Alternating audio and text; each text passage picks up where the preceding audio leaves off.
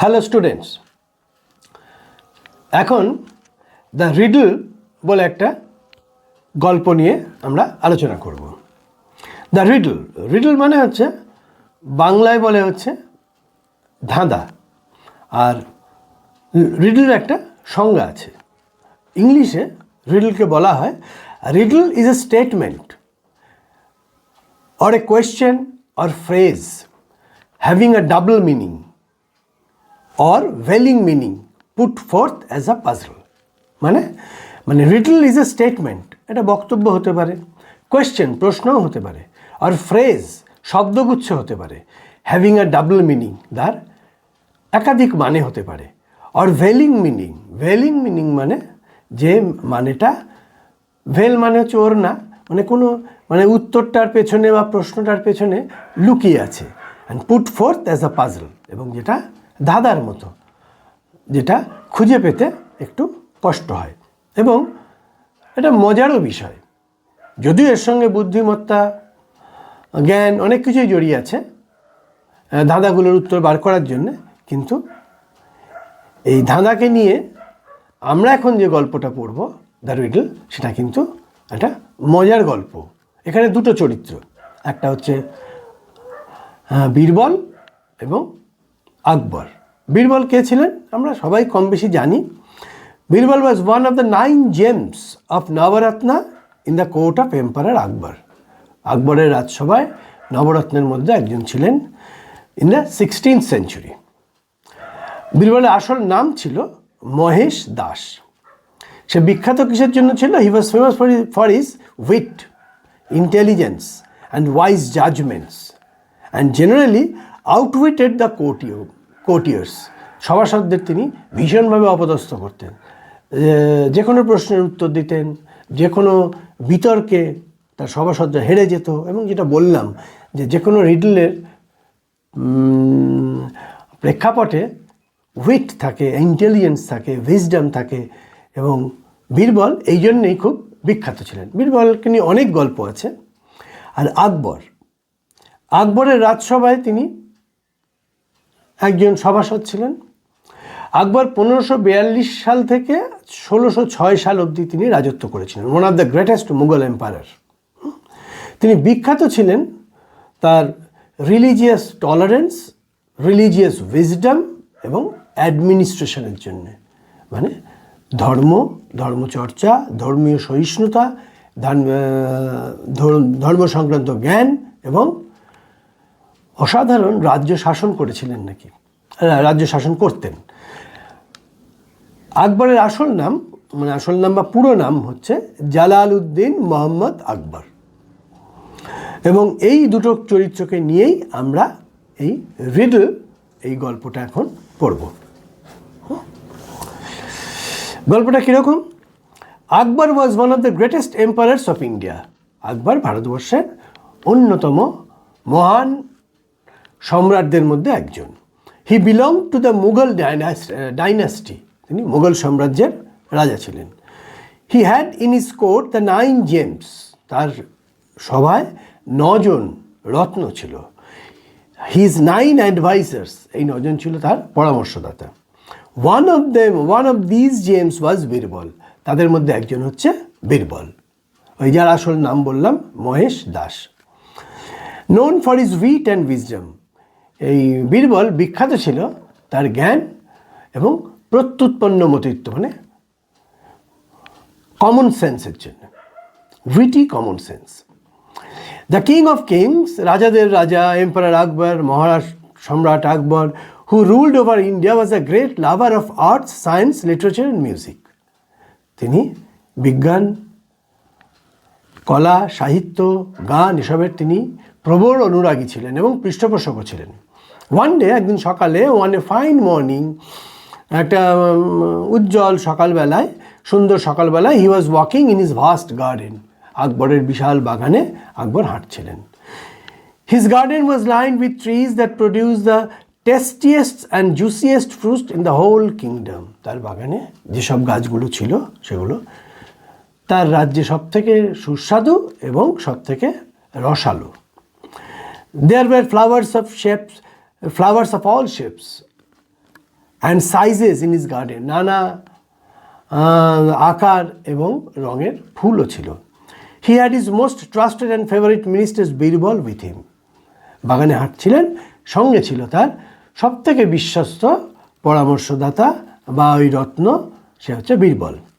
But the great emperor Akbar did not have peace of mind, the quality without which no one, not even the king of kings, can appreciate beauty. But the great emperor Akbar, কিন্তু ওই সম্রাট আকবর, did not have peace of mind, তার মনে আনন্দ ছিল না। The quality without which no one, not even the kings, can appreciate beauty. তিনি এত একটা সুন্দর বাগানের মধ্যে ঘুরছেন, হ্যাঁ, রাজ্যের সেরা ফুলের বাগান, সেরা ফলের বাগান, কিন্তু তার মন খারাপ থাকায় তিনি এত সৌন্দর্যেরও তিনি বর্ণনা করতে পারছেন না, আনন্দ পাচ্ছেন না। Wise Birbal noticing this asked Akbar, জ্ঞানী বীরবল এটা বুঝতে পারেন এবং আকবরকে জিজ্ঞেস করেন, O great and powerful king, হে ক্ষমতাবান এবং মানে সর্বশক্তিমান রাজা, হোয়াট ইজ ট্রাবলিং ইউ, কী তোমাকে কষ্ট দিচ্ছে? You do not seem to be your usual self, তুমি যেমন বা আপনি যেমন এরকম কিন্তু আপনাকে লাগছে না। For my king never fails to enjoy the beauty of the greatest kingdom this earth has ever seen, কারণ রাজা, আমার মহারাজ কখনোই এত সৌন্দর্যের মধ্যে কখনো দুঃখী থাকতে দেখিনি, বা এই সৌন্দর্যে উপভোগ করতে পারছেন না, এটা আমি কখনো দেখিনি। আকবর রিপ্লাইড, আকবর উত্তর দিল, Birbal my dearest friend, you are right, আমার প্রিয় বন্ধু তুমি ঠিকই বলছো। There is indeed a riddle that has been troubling me, একটা ধাঁধা আমাকে খুব বিপদে ফেলেছে বা কষ্ট দিচ্ছে। An idle thought which came to me passing, একটা অলস ভাবনা আমার মাথায় এসেছে। Is now my cause of worry, যেটাই আমার উদ্বেগের কারণ। আই এম ট্রাবলড বিকজ, আমি খুব চিন্তিত কারণ I can not find an answer, আমি একটা উত্তর খুঁজে পাচ্ছি না, টু এ সিম্পল কোয়েশ্চেন, একটা সহজ প্রশ্নের। What is the fastest thing on this planet, এই গ্রহে সবথেকে দ্রুতগামী জিনিস কি?